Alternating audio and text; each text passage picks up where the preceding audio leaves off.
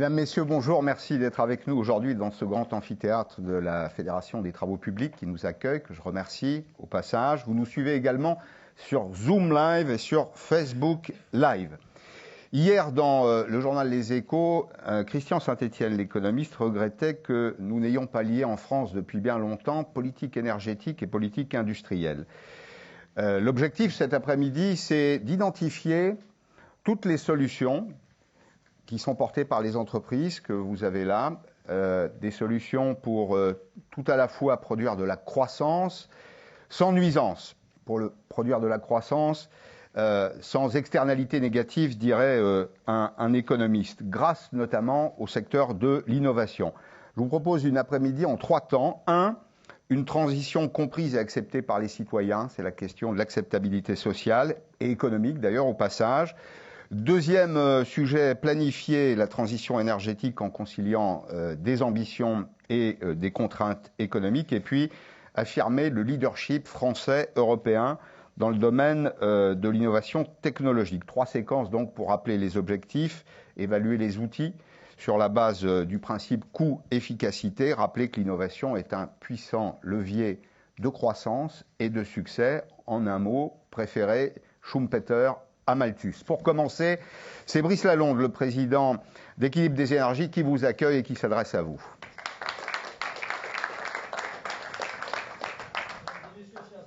Merci beaucoup d'avoir accepté notre invitation. Merci à la FNTP de son hospitalité. Merci à Pascal Péry d'animer nos débats. Et merci à François-Xavier Bellamy, qui viendra plus tard, de l'éclore. Notre réunion se place sous le patronage de la présidence française du Conseil de l'Union européenne. Et il faut bien dire que cette présidence et cette Union européenne sont en ce moment confrontées à un faisceau de crise qui succède à la pandémie, laquelle pandémie a déjà imprimé sa marque sur notre économie et même nos façons de vivre. Alors, en principe, nos tables rondes, grâce avec vous tous qui êtes présents, je vous remercie beaucoup d'avoir accepté d'y participer, et Pascal qui va les animer, sont consacrés à la contribution des entreprises à la protection du climat. Évidemment, c'était prévu dans une conjoncture post-Covid, si je puis dire, une conjoncture de relance. C'était déjà important pour nous parce que la relance s'est caractérisée, avant même que la guerre n'éclate, par une consommation accrue de charbon et une augmentation des émissions de CO2. Et donc pour nous, c'était important de voir comment on pouvait conjuguer la relance et la décarbonation. Et puis tout d'un coup, il y a ce conflit qui éclate donc à la frontière de l'Union. Vraisemblablement, ce conflit va bousculer la géopolitique, va même modifier sans doute notre avenir national, on ne sait pas exactement combien, et en tous les cas, prend la campagne présidentielle complètement à contre-pied. Donc, nous ne sommes pas là pour parler du conflit, simplement pour noter que peut-être que ça va resserrer l'Union européenne. Et en tous les cas, il y a une chose qui est très frappante et qui nous touche très directement, c'est cette hausse considérable des prix de l'énergie, que ce soit le charbon, 400 € la tonne ou je ne sais, que ce soit le gaz naturel, des sommets absolument historiques, ou que ce soit évidemment le pétrole. Il y a des gens qui disent dans ces conditions, avec une inflation à 6%, c'est plus la peine de parler d'environnement. Sous-entendu, c'est plus la peine de parler du climat. Évidemment que c'est complètement absurde, parce que le changement climatique, c'est le nexus de toutes les crises, c'est la conjonction, c'est une espèce de paroxysme. Et donc, quelles que soient les circonstances, et les circonstances aujourd'hui sont différentes des circonstances d'hier, mais quelles que soient les circonstances, il faut décarboner.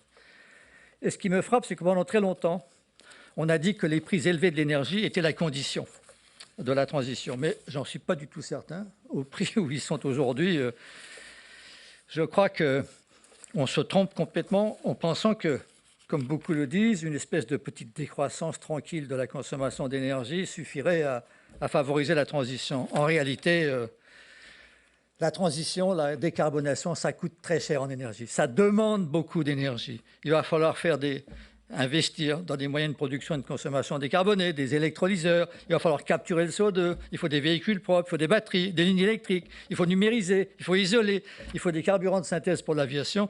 Et donc ça m'a beaucoup frappé, parce que j'ai été à Glasgow.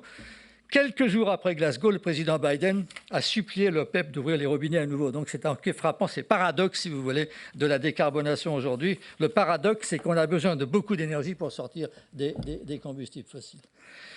Et ce qui est sûr, c'est qu'il faut en sortir. Or, chers amis, que voit-on aujourd'hui? On voit l'Allemagne, dirigée par les Verts, se précipiter pour importer du gaz de schiste américain, construisant à la va-vite des terminaux de gaz liquéfié. Et au lieu de retarder la sortie du nucléaire, ce qu'on pensait que c'était rationnel, non, c'est retarder celle du charbon, tandis que l'Italie envisage de s'y remettre. Et donc, la situation aujourd'hui, c'est quand même très préoccupante, c'est que pour beaucoup, on dirait que le climat peut attendre. Le pacte vert européen est donc menacé avant même d'entrer en application. À Équilibre des énergies, nous avons beaucoup travaillé sur les directives européennes et ça nous a beaucoup frappé. C'est le caractère irréaliste de la transition proposée par la Commission. C'est uniquement la baisse de la consommation d'énergie et l'hégémonie des renouvelables électriques. C'est tout. Et ça nous a toujours semblé extraordinaire, cette exclusion de l'énergie nucléaire qui nous paraissait être une très très lourde erreur. Donc évidemment, dans les mois à venir, la question de l'accès du prix de l'énergie va rester majeure, mais il faut toujours continuer, néanmoins, à construire le moyen terme, la neutralité carbone, quoi qu'il en coûte. J'ai beaucoup hésité sur le quoi qu'il en coûte. Mais s'il y a vraiment un domaine où le quoi qu'il en coûte est nécessaire, c'est dans la décarbonation. Donc, on pourra réfléchir ensemble à ce quoi qu'il en coûte. En tous les cas, on ne sort pas facilement de 3 décennies.